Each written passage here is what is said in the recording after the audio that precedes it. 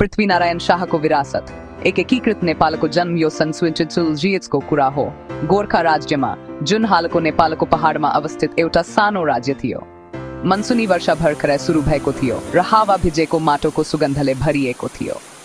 तराईको मैदानदेखि टाढा काठमाडौँ उपत्यकाका महान राज्यहरू काठमाडौँ, भक्तपुर र पाटन शक्तिशाली, धनी र परम्परामा डुबेका थिए। तर गोर्खाका पहाडहरूमा एक यस्ता युवा राजा थिए जसको महत्वाकांक्षा उनको हृदयमा जलिरहेको आगो जस्तै थियो। उनको नाम पृथ्वीनारायण शाह।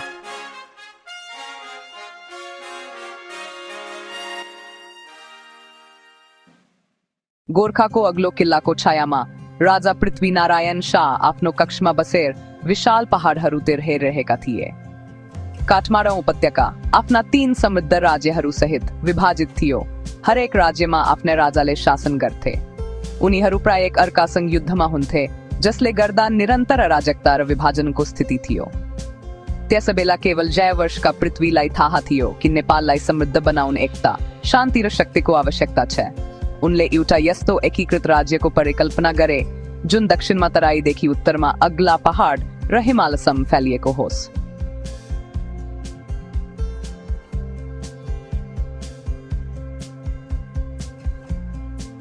तर अगाडिको बाटो सजिलो थिएन। काठमाडौँ उपत्यकाका राजाहरू शक्तिशाली थिए, सबैका आफ्नै सेना, परम्परा र बलिया किल्लाहरू थिए। यसको विपरीत गोर्खा सानो र तुलनात्मक रूपमा एक्लो थियो, जसका स्रोत साधनहरू सामान्य थिए। तैपनि प्रतिदृढ थिए, केवल आफ्नो राज्यको गौरवको लागि मात्र होइन, आफ्ना जनताको भविष्यको लागि पनि। उनलाई विश्वास थियो संसारले उनको नाम याद राख्नेछ, तर तब मात्र जब उनले त्यो काम गर्न सक्नेछन् जुन अरू कसैले आँट गरेको थिएन, नेपाललाई एकीकरण गर्ने। सन् 1998 मा पृथ्वीनारायण शाहका सेनाले नुवाकोटको किल्लामा आँखा लगाए, जुन गोर्खा र काठमाडौँ उपत्यकाको बीचमा रहेको एक प्रमुख रणनीतिक स्थान थियो। नुवाकोटलाई बलियोसँग किल्लाबन्दी गरिएको थियो। यसको सुरक्षा लगभग अभेद्य थियो। त्यहाँका स्थानीयहरू लामो समयदेखि काठमाडौँ उपत्यकाका मल्ल राजाहरूप्रति वफादार थिए र यो उनीहरूको सबैभन्दा राम्रोसँग सुरक्षित गरिएको क्षेत्र थियो। काठमाडौँ, भक्तपुर र पाटनमा शासन गर्ने मल्ल राजाहरू पृथ्वीको बढ्दो महत्वाकांक्षाबारे सचेत थिए र नुवाकोटलाई बलियो बनाउन सेना पठाएका थिए। केही हजार सैनिकको बल लिएर पृथ्वी आफूभन्दा कयौं गुना ठूलो शत्रुको सामना गर्दै थिए। गोर्खाली सेनासँग न त ठूला तोपहरू थिए, न त ठूला घेराबन्दीका मेसिनहरू, न त पर्खाल तोड्ने कुनै आधुनिक प्रविधि नै। तर पृथ्वीसँग अझ मूल्यवान चीज थियो, रणनीति र अटल संकल्प। उनले शहरलाई घेराबन्दी गर्ने निर्णय गरे, खाना र पानीको आपूर्ति बन्द गरेर शत्रु कमजोर हुने प्रतीक्षा गरे। महिनाहरू बिते, पृथ्वीका सेनाले शत्रुलाई सताएर उनीहरूको जीवन असह्य बनाइदिए। भोक र रोगले आफ्नो प्रभाव देखायो। एक एक गर्दै नुवाकोटका सिपाहीहरूले आत्मसमर्पण गर्न थाले। अन्ततः शहरका ढोकाहरू खुले र गोर्खाली सेना विजयी हुँदै शहरभित्र प्रवेश गर्यो। पृथ्वीको पहिलो विजय एक निर्णायक मोड थियो। एक चतुर रणनीतिकारको रूपमा उनको ख्याति फैलिन थाल्यो। नेपालका पहाडहरूमा मात्र होइन, काठमाडौँ उपत्यकासम्म नै।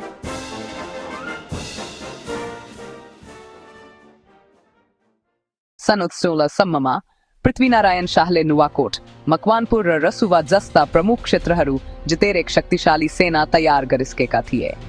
अब उनको एकीकरण अभियानको सबैभन्दा महत्त्वपूर्ण क्षणको लागि मञ्च तयार थियो, स्वयं काठमाडौँ उपत्यकामाथि आक्रमण।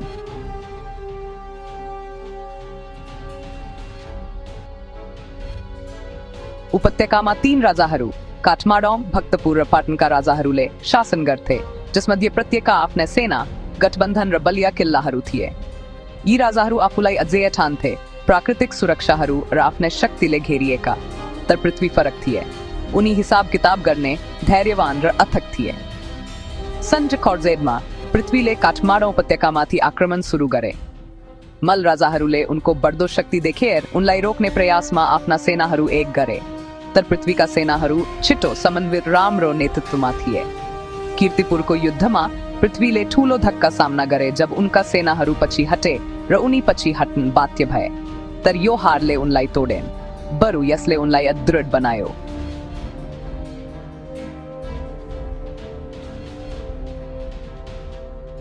पृथ्वीले आफ्ना गल्तीहरूबाट सिके र सन् 1967 सम्ममा उनी फेरि आक्रमण गर्न तयार थिए। यस पटक उनले कूटनीति र छलकपटको प्रयोग गरे पुराना शत्रुहरूलाई मित्र बनाउँदै र साना कमजोर राज्यहरूलाई एक गरी आफ्नो कब्जामा लिए। उनको लग्नशीलताले फल दियो जब काठमाडौँ शहरले अन्ततः आत्मसमर्पण गरियो। पृथ्वीनारायण शाह एक विजेताको रूपमा काठमाडौँ प्रवेश गरे तर क्रोध वा रिसले होइन। उनको दृष्टिकोण एकीकरण गर्नु थियो, विनाश गर्नु होइन। काठमाडौँका जनताले पृथ्वी एक अत्याचारी नभई एकताको सपना बोकेका शासक हुन् भन्ने देखेर उनलाई स्वीकार्न थाले। काठमाडौँ उपत्यका अब उनको नियन्त्रणमा थियो र यसैसँगै आधुनिक नेपालको जग बस्यो। काठमाडौँ उपत्यकाको विजयपछि पृथ्वीनारायण शाहले नेपालका तराई र पहाडका साना राज्यहरूलाई एकीकरण गर्ने आफ्नो अभियान जारी राखे। मकवानपुर, तनहुर र अन्य राज्यहरू एकपछि अर्को गर्दै उनको नियन्त्रणमा आए, कि त युद्धबाट कि त वार्ताबाट। सनकोरसम्ममा काठमाडौँ उपत्यका विजयको केही वर्षपछि नै पृथ्वीले नेपालको अधिकांश भागलाई एउटै शासनमा एकीकरण गर्न सफल भए। उनले शाह वंशको स्थापनाको घोषणा गरे र आफूलाई एकीकृत नेपालको पहिलो राजा घोषित गरे। एक युवा राजकुमारको रूपमा उनले देखेको सपना यथार्थमा परिणत भएको थियो, तर उनको दृष्टिकोण क्षेत्रीय विजयमा मात्र सीमित थिएन।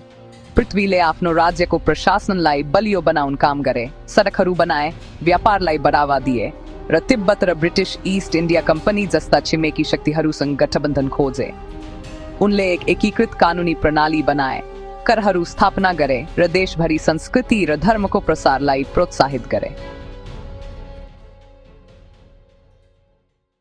सन् 1980मा 60 वर्षको उमेरमा नेपाललाई एकीकरण गर्ने आफ्नो जीवनभरको महत्वाकांक्षा पूरा गरेर पृथ्वीनारायण शाहको निधन भयो। उनको मृत्युले एक युगको अन्त्य गरियो, तर उनले बनाएको राष्ट्रको लागि नयाँ अध्यायको सुरुवात पनि गरियो। उनका छोरा प्रताप सिंह शाह उनका उत्तराधिकारी बने र पछि उनका नाति राजेन्द्र नारायण शाहले राज्यलाई बलियो बनाउने उनको कामलाई निरन्तरता दिए। पृथ्वीनारायण शाह आज हामी माझ नभए पनि उनको विरासत जीवितै छ। आज हामीले चिनेको नेपाल विविध संस्कृतिमा धनी र भौगोलिक रूपमा अद्वितीय, उनको दृष्टिकोण, दृढ संकल्प र बलिदानका कारण अस्तित्वमा छ। उनले नेपालको इतिहासको धारा मात्र परिवर्तन गरेनन्, बरु भावी पुस्ताहरूलाई निर्माण गर्नको लागि जग पनि खडा गरे।